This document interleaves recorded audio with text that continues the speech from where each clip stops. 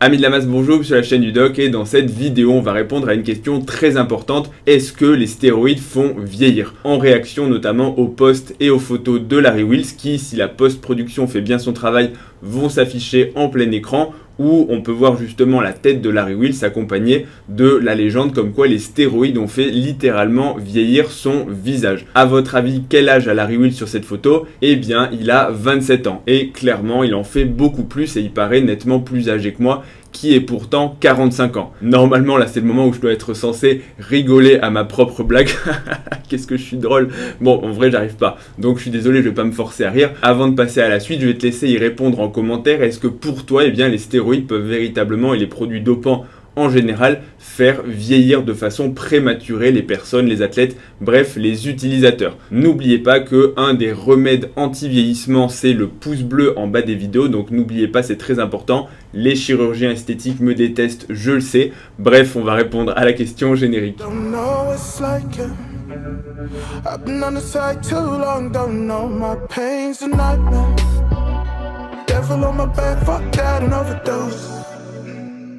La première chose que je vais devoir dire pour commenter cette transformation, c'est attention à tout ce que vous voyez sur les réseaux sociaux. Je ne dis pas que la transformation de Larry Wheels est fausse, mais je vous dis bien de vous méfier, et notamment parce que Larry a modifié l'ordre des deux photos. En réalité, on voit un avant-après, ou en tout cas c'est ce qu'on a envie de penser, puisque sur la première photo, Larry est, il a l'air en forme, il a les traits qui sont totalement lisses, et dans la photo d'après, on voit un Larry donc qui a vieilli, qui a les traits tirés, qui a vraiment des contrastes marqués au niveau de son visage, et donc on se dit ah bah attends, ça c'est le avant les produits et ça c'est le après produit, alors qu'en réalité pas du tout, et c'est bien ça qui me fait dire de ne pas croire tout ce qu'on voit sur les réseaux. La photo où il paraît le plus âgé, c'est au pic de son utilisation des produits dopants, et la photo la plus récente où il paraît rajeuni est en réalité après l'arrêt des produits dopants. Donc déjà, je vous le dis tout de suite, en quelques mois d'arrêt des produits, on ne peut pas rajeunir d'une telle façon. Comment c'est possible? Eh bien tout simplement,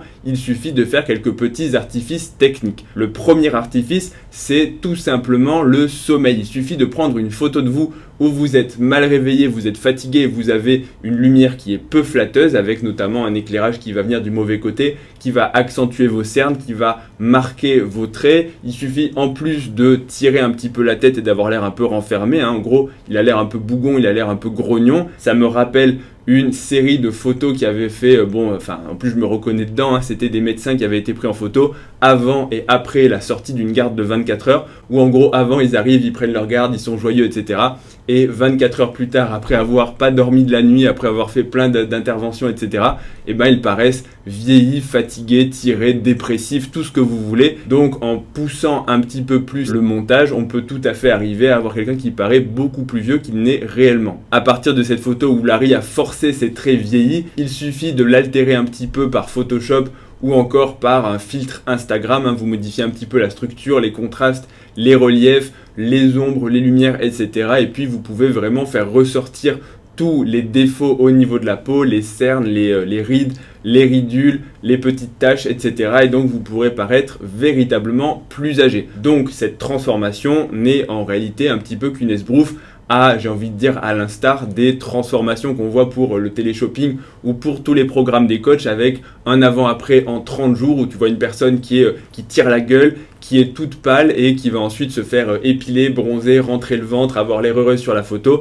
et on te fait un avant-après en 2 ou 3 heures avec un bon photographe, un peu de lumière et plein de techniques de manipulation d'image. Donc tout ça, c'est très facile. Maintenant, la deuxième question, est-ce que les produits dopants vont véritablement faire vieillir de façon prématurée? Mais avant de répondre à la question, il faut quand même définir ce qu'est le vieillissement. On va dire que c'est l'incapacité du corps de maintenir ce qu'on appelle en gros l'homéostasie, c'est-à-dire la balance entre la création de nouvelles cellules et la destruction de ces cellules. Tous les organes se renouvellent pour assurer justement la continuité de la fonction. Et le souci, c'est que justement, avec le vieillissement, le corps va avoir de plus en plus de mal à garder les organes en étant ce que je peux dire comme étant intacts, en tout cas dans leur fonction. C'est-à-dire que si on va commencer à perdre X cellules, eh bien on ne va pas arriver à en renouveler autant. Et donc progressivement, la fonction des organes et la structure de ces organes va commencer à s'altérer. C'est pour ça qu'au niveau de la peau, on peut arriver à estimer le vieillissement d'une personne par notamment la qualité de la peau, que ce soit l'élasticité, l'hydratation ou encore la tonicité. En gros, bref, vous allez arriver en regardant une personne à voir est-ce qu'elle est ridée, est-ce qu'elle est marquée, est-ce qu'elle a les traits qui sont marqués. Pareil pour les cheveux, avec l'âge, on va perdre en densité, on va perdre en texture, en qualité, en nombre total de cheveux avec l'alopécie, donc le fait de devenir chauve chez les hommes, mais aussi à moindre mesure chez les femmes. Le nombre de cheveux va diminuer avec l'âge chez les femmes aussi, et donc entre la peau et les cheveux, eh bien, on peut arriver à estimer l'âge d'une personne. On peut maintenant revenir à l'impact des produits dopants sur le vieillissement, et le premier, ce sera la famille de tout ce qui va être stéroïdes anabolisants, donc testostérone et dérivés. Clairement, eh bien, ils vont faire vieillir le corps de façon prématurée, et notamment au niveau de l'apparence. Tout d'abord, en paraissant plus musclé, eh bien, on va avoir l'impression souvent d'être plus âgé, notamment si vous prenez ce genre de produit en étant assez jeune. Par exemple, si vous avez 15 ans et que vous prenez des stéroïdes, eh bien, vous allez accroître votre masse musculaire, vous allez accentuer votre puberté au niveau des caractères sexuels secondaires et de la forme du visage, et donc vous allez paraître plus âgé. En gros, à l'âge de 15 ans, vous allez en paraître 20. Pour le coup, on ne peut pas vraiment parler de vieillissement au sens où on l'entend, mais pourtant, vous avez déjà accentué, accéléré, si on peut dire ça comme ça, votre horloge biologique. Maintenant, pour les adultes, les personnes qui ont déjà fait leur puberté et qui vont commencer à prendre des produits dopants, très souvent, ils vont là aussi vieillir de façon prématurée au niveau de la peau, tout simplement parce que la testostérone et les dérivés vont accentuer, on va dire, vont altérer les qualités de la peau, notamment au niveau de l'élasticité, au niveau des problèmes et des imperfections de la peau, notamment avec l'apparition d'acné, avec le renforcement de la pilosité. Donc tout ça, ça va viriliser, ça va faire paraître plus vieux. Inconsciemment, un homme qui a une barbe va paraître plus vieux qu'une personne qui n'a pas de barbe. Je ne vais pas vous faire un dessin sur pourquoi la barbe vieillit, c'est un caractère sexuel secondaire, et dès qu'on se rase, on paraît instantanément plus jeune. Vous allez également modifier la structure du visage avec notamment le ratio entre les muscles et la graisse. Il y a bien sûr des muscles au niveau du visage, ils ne vont pas s'hypertrophier de façon démesurée, mais malgré tout, si vous augmentez un petit peu leur tonicité, leur masse, et qu'en même temps vous réduisez le taux de gras, et qu'en plus vous additionnez des petits changements au niveau de la structure du visage, notamment comme je vous l'ai dit au niveau de la mâchoire, le côté anguleux de la mâchoire, et tout ça c'est aussi défini par donc les caractères sexuels secondaires, le taux de testostérone, etc.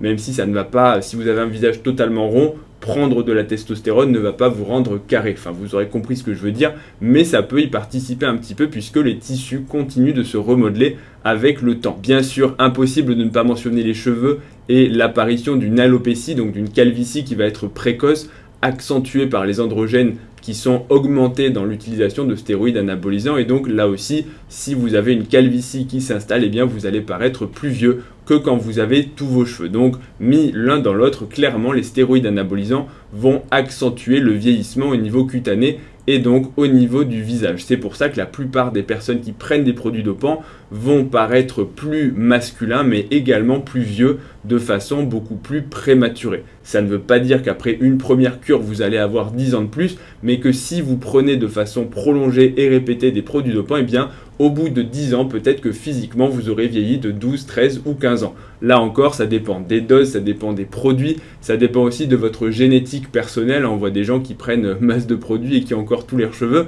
Donc en fait, il n'y a bien sûr pas de règle, mais c'est, on va dire, une espèce de moyenne. Et donc oui, les stéroïdes vont clairement vous faire vieillir plus vite. Maintenant, dans les produits dopants, il n'y a pas que les stéroïdes anabolisants. On retrouve aussi, entre autres, l'hormone de croissance et l'insuline. Et là, vous vous dites peut-être, mais attends, l'hormone de croissance, c'est l'hormone des stars, l'hormone d'Hollywood qui est la fontaine de jouvence. Donc théoriquement, si on s'injecte de l'hormone de croissance, on devrait rajeunir un petit peu et ça devrait nous rendre plus jeunes. Et pourtant, c'est paradoxal, mais ce n'est pas le cas. Effectivement, avec l'âge, les taux d'hormones sexuelles, donc stéroïdes, etc., vont diminuer, l'hormone de croissance va diminuer également. Et donc l'idée, c'est de se dire, en remplaçant ces taux d'hormones et en les remettant à niveau, on va pouvoir augmenter la qualité de vie et augmenter peut-être la longévité. Pour autant, toutes les études qui ont tenté de mettre des hormones pour augmenter la survie humaine se sont mis le doigt dans l'œil puisque ça ne marche pas. Ça ne veut pas dire qu'on ne peut pas chez certaines personnes augmenter la qualité de vie parce qu'on va en gros remettre à niveau certaines fonctions de l'organisme qui fonctionneraient moins bien, mais ça ne veut pas dire qu'on va vivre plus vieux et qu'on ne va pas vieillir plus vite. Et c'est là la grosse nuance, c'est que ce n'est pas parce que certaines hormones vont améliorer certaines fonctions que le corps ne va pas vieillir quand même, et au contraire, en gros, plus vous allez faire multiplier vos cellules et les régénérer, c'est assez paradoxal, et plus vous allez utiliser votre capital de régénération. C'est un peu, je vais pas dire de la broscience que je raconte, mais je vais essayer de faire des illustrations très schématisées et très vulgarisées pour comprendre, mais en gros c'est un petit peu comme une mèche que vous allez consommer, puisque vos cellules peuvent se renouveler, mais elles ont un nombre limité de renouvellements. C'est ce qu'on appelle les télomères au niveau de l'ADN. Pour ceux que ça intéresse, vous pouvez faire des recherches dessus. Et en gros, à chaque division cellulaire et à chaque renouvellement, vous consommez un peu plus ces télomères. Et au moment où vous n'avez plus de télomères, eh bien, la cellule ne peut plus se diviser, donc elle ne sera plus renouvelée. En gros, plus vous allez utiliser d'hormones anabolisantes, que ce soit les stéroïdes, l'hormone de croissance ou encore l'insuline, et plus vous allez renouveler vos cellules de façon précoce, et plus vous allez consommer votre capital en fait de régénération, et quand vous êtes arrivé au bout, eh bien vous serez déjà vieilli avant l'âge. Donc oui, ça peut marcher sur le court terme, ça peut marcher chez certaines personnes dans des contextes très spécifiques, et c'est tout le paradoxe d'utiliser l'hormone de croissance ou même la TRT, donc la Testosterone Replacement Therapy, pour justement essayer de faire vieillir les personnes en meilleure forme physique, en meilleure santé.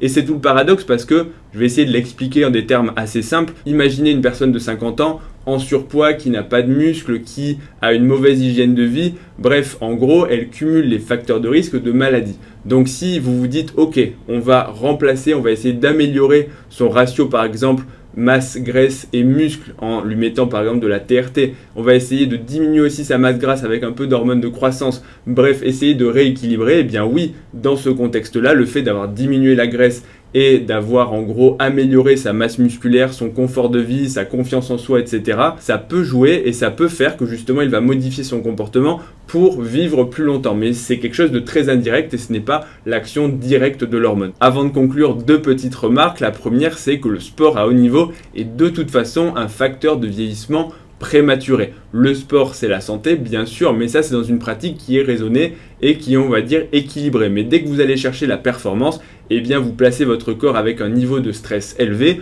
Le sport, bien sûr, va créer de l'inflammation, va créer du stress oxydatif.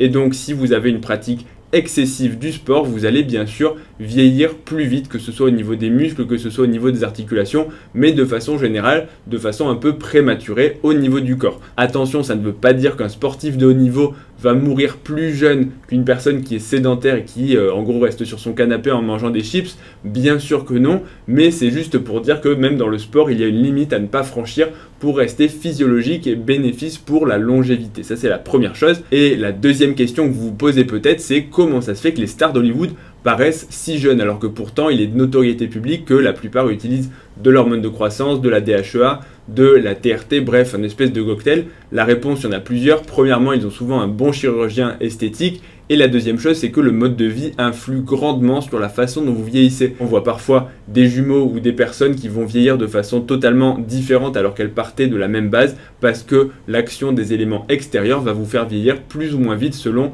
ce que vous allez faire dans la vie. Donc restez actif, faites du sport, mangez correctement, ne vous exposez pas trop au soleil, évitez le tabac, bref tout ça, ça va vous permettre de vieillir en bonne santé. Et ce sera le mot de la fin. J'espère que cette vidéo vous aura plu. Si c'est le cas, comme d'habitude, n'oubliez pas un pouce bleu et un abonnement pour ne rien rater des prochaines vidéos de la chaîne. Retrouvez-moi aussi sur Instagram, ledoc.pm pour des vidéos d'1 minute sur le sport et la santé.